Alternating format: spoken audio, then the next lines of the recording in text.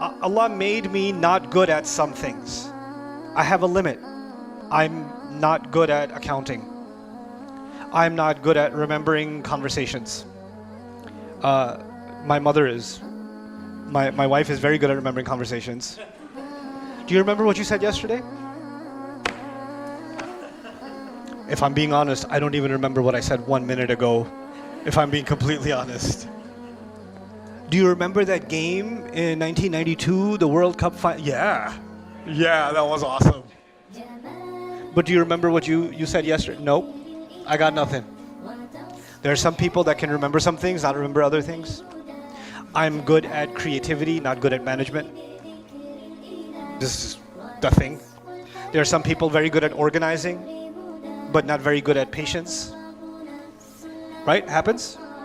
Usually organized people, very impatient people. It's a thing. All right? Because they see any chaos around them, they're like, you know. So here's the thing. Yes, I have free will, I have choice, but I have intellectual limits. I have capability limits. I have physical limits. There's a limit to my height. There's a limit to my strength. There's a limit to my physical ability.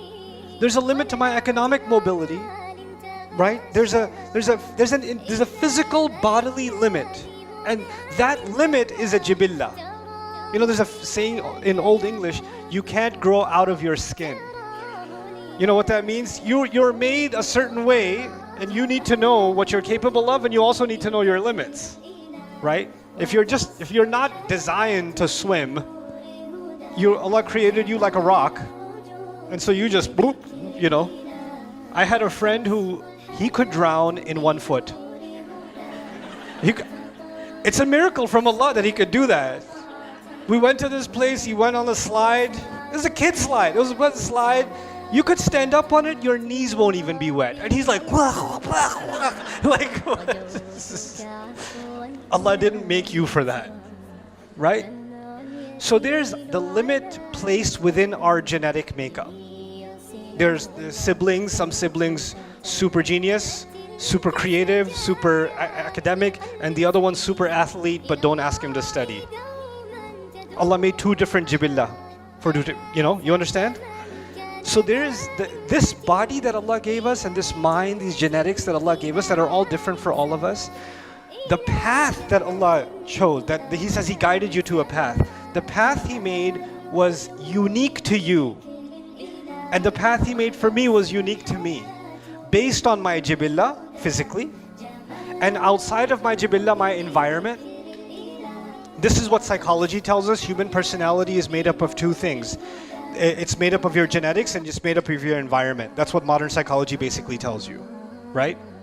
And Quran is also talking about how within that environment, like the hadith says, everybody was born on fitrah, parents make them Jews, Christians, and that's environment, isn't it? Right? So your environment and your genetics, within that, Allah gave you a path. Now, a farmer who lives with his kids out on top of a mountain somewhere, and he has to choose the right path. His right path is a different one. And the manager of a multi-million-dollar organization, he's a VP or something like that, his jibillah and his path is a different one. The choices he has to make or she has to make are different ones, you understand? And so each one of them was given the right directive to come back to Allah to do the right thing, and it was put inside of them. This is the jibillah from the body point of view. But then there's the grueling test and the ruh. The ruh itself, meaning there's my physical limits, but then there's my spiritual core inside. That spiritual core also exists inside me. It also has a voice. It also has a say. And it cannot be found in the study of psychology. It cannot be found in philosophy. You can't find it in those studies. But I know it exists because you just know it does. That's the sound. That's the thing inside you that feels something when you pray. That's the thing inside someone. Incidentally, I met a woman yesterday. Before coming here, I had a craving for a donut. Don't ask me. So I went to this mall, and I'm getting in line. There's a popular donut place. I won't tell you which one. And so I'm standing in line, and this lady behind me was with her 2 kids, and she said, "Are you?" And I was like,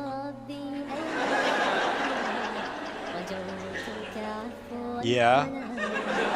And she started crying her face off. I don't know the face because she was wearing a mask, but what I could see, crying. And she had these two little kids, and she goes, I'm actually Buddhist, and I've been looking for Allah, and I've been praying to Allah, and I just found your videos, and it's helped me go through so many difficult times, and every time I pray to Allah, I just know something in my heart is taking me back to it, and I'm listening to her like, Inna hadaynahu sabil. Allah put something inside you, this ruh inside you, it knows where it came from. And it knows it was guided, it was put with a guidance to go back. So it's always finding a way back. Inna hadaynahu sabil. So this is actually the test of the ruh itself.